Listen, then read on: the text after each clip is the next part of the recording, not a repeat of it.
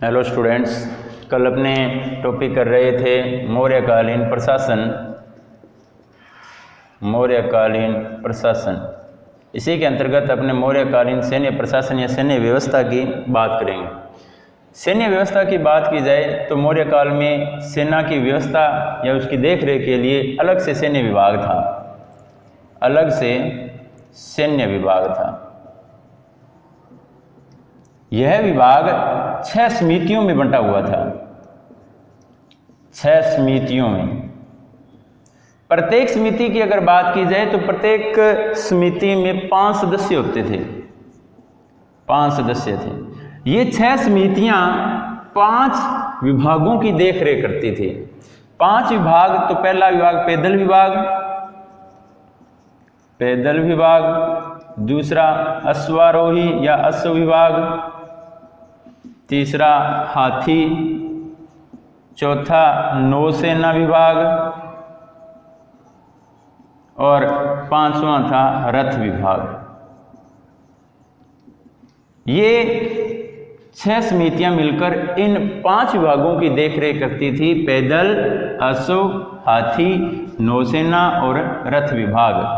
इन सभी पर अगर प्रमुख व्यक्ति की बात की जाए, इन 6 समितियों का जो प्रमुख था उसे अंतपाल कहा जाता था। यह जो अंतपाल था ये सीमांत प्रदेश का व्यवस्थापक भी होता था। सीमांत प्रदेश का व्यवस्थापक।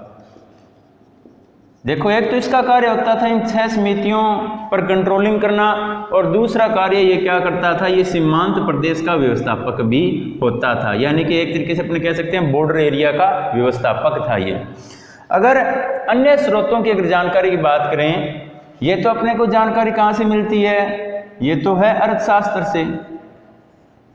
इसके अलावा मौर्य सेना की अगर बात की जाए तो उसकी जानकारी थोड़ी बहुत हमें कहाँ से मिलती है, इंडिका से मिलती है। इंडिका की अगर बात की जाए तो इसे किसने लिखा था, मेगस्थनीज करता है ये। इंडिका से जानकारी मिलती है भी चंद्रगुप्त मौर्य के पास 6 लाख पैदल सैनिक थे। 6 लाख पैदल सैनिक, 50,000 अश्वारोही, 9,000 हाथी व 800 रथ। इनसे सुसज्जित एक विराट सेना चंद्रगुप्त मौर्य के पास थी। यह जानकारी हमें कहाँ से मिलती है, इंडिका से मिलती है।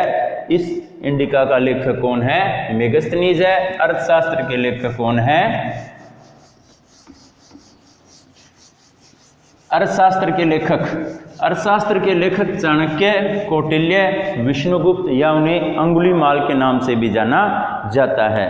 आगे अपने बच्चों करेंगे मौर्यकालीन न्याय व्यवस्था की बात करेंगे। न्याय व्यवस्था की अगर बात करें तो न्याय व्यवस्था का जो सर्वेसर्वा होता था, सर्वेसर्वा हमेशा शासक होता था, ये सम्राट होता था, राजा था, वह सर्वेसर्वा था। यानी कि सबसे बड़ा न्यायाधीश कौन था, राजा था। सबसे उच्च स्तर का जो न्यायाधीश था वह राजा था, और सबसे उच्च स्तर का जो न्यायालय वह था पाटलिपुत्र में, और उसका प्रमुख राजा था, राजा स्वयं होता था। सबसे निम्न स्तर का जो न्यायालय था वह ग्रामीण स्तर का होता था, या ग्राम स्तर का न्यायालय। ग्राम स्तर का न्यायालय सबसे निम्न स्तर का, सबसे उच्च स्तर का न्यायालय केंद्र में यानी कि पाटलिपुत्र में था। इससे ऊपर की बात करें तो जनपद, स्थानीय, द्रोणमुख और संग्रहण, ये अन्य प्रकार के न्यायालय थे।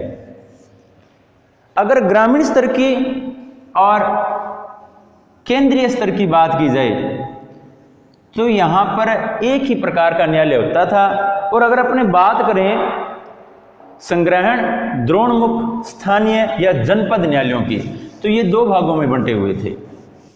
2 भाग कौन कौन से थे, एक तो भाग था इसका धर्मस्थीय न्यायालय, धर्मस्थीय न्यायालय जिसे दीवानी न्यायालय भी कहा जाता था, और दूसरा था इसका कंटक शोधन। कंटक शोधन, इन्हें फौजदारी अदालतें भी कहा जाता है, फौजदारी अदालतें। अपने पहला करेंगे धर्मस्थीय न्यायालय। धर्मस्थीय न्यायालयों की अगर बात करें तो इसमें न्याय करने का जो कार्य था वह धर्मशास्त्र में निपुण 3 व्यवहारिक, धर्मशास्त्र में निपुण 3 व्यवहारिक व 3 अमात्य मिलकर करते थे। मैंने आपको पहले भी बताया, ये जो अदालतें होती थी, ये जो न्यायालय होते थे, इन्हें दीवानी न्यायालय कहा जाता था, दीवानी न्यायालय कहा जाता था। अगर इनमें मुकदमों की बात करें तो किस प्रकार के मुकदमे आते थे? सबसे पहले ऐसे मुकदमे जिन्हें साहस कहा जाता है, साहस। तो साहस में चोरी, डकैती, लूट आदि ये जो मामले इन्हें साहस कहा जाता है, और साहस से संबंधित जितने भी मामले होते थे वो धर्मस्थीय न्यायालयों में या दीवानी न्यायालयों में रखे जाते थे। इसके अलावा दूसरा जो दंड पारुष्य या वाक पारुष्य, दंड पारुष्य या वाक पारुष्य, जिनमें अगर अपने बात करें भी, जैसे गाली गलौच है,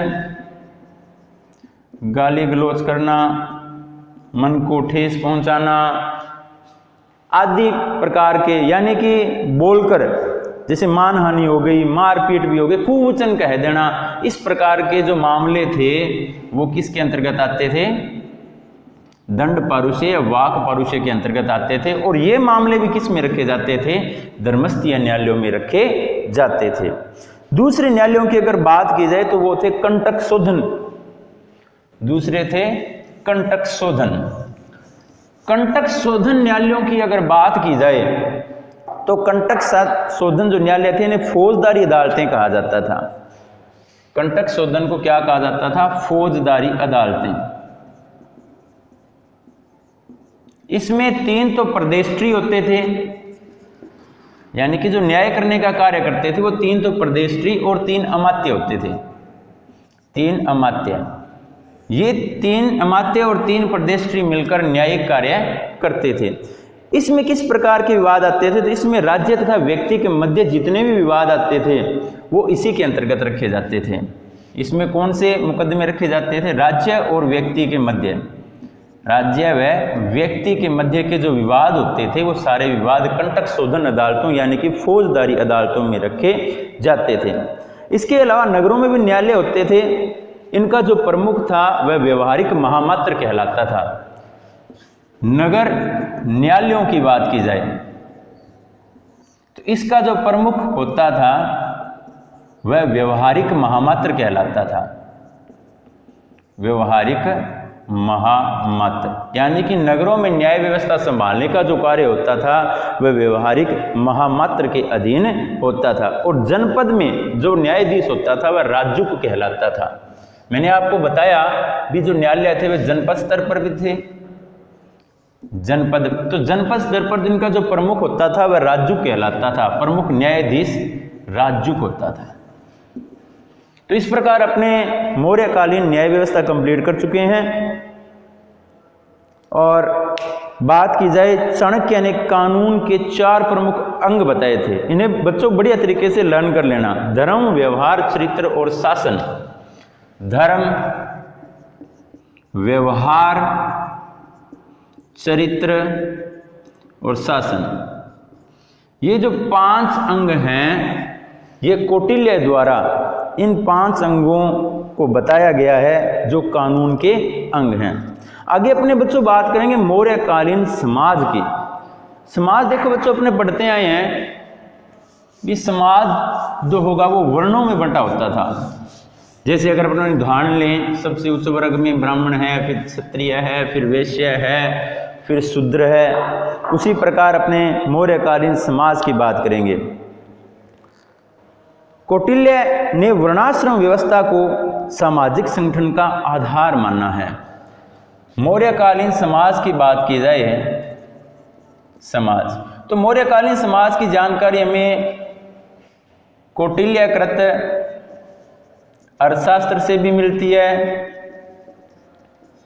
और मेगस्थनीजकृत इंडिका से भी मिलती है। कौटिल्य की अगर बात की जाए तो कौटिल्य ने समाज का जो आधार है उसे वर्णाश्रम व्यवस्था को समाज का आधार बताया है और इसे 4 वर्गों में विभक्त बताया है।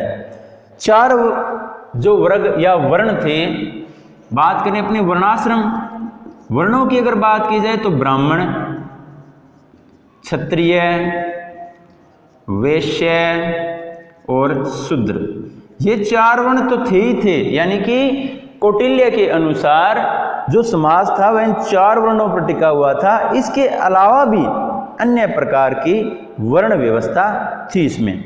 वो कौन कौन सी थी? जैसे निषाद है, पार्श्व, रथकार है। निषाद, पार्श्व, रथकार, बढ़ई,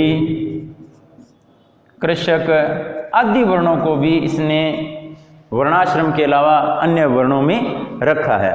अगर अन्य की भी बात की जाए तो चांडालों का उल्लेख भी इसमें मिलता है। 7 जातियों में भी इनका विभक्तीकरण बताया गया है। जो समाज का वर्गीकरण था वह 7 जातियों में बताया गया है, जिसमें दार्शनिक है, किसान है, पशुपालक है, शिकारी है, कारीगर है, शिल्पी है आदि। और मौर्यकालीन स्त्रियों की स्थिति की बात की जाए तो स्मृति काल की अपेक्षा मौर्यकाल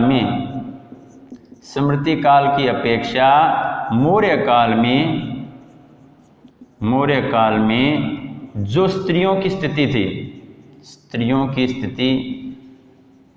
वह स्मृति काल की अपेक्षा अधिक अच्छी थी। इन्हें पुनर्विवाह और नियोग की अनुमति रहती थी। पुनर्विवाह व नियोग की अनुमति रहती थी। देखो बच्चों, आज अपने मौर्यकाल कंप्लीट कर चुके हैं। आप इसका 2 या 3 बार रिवीजन करें। Thank you.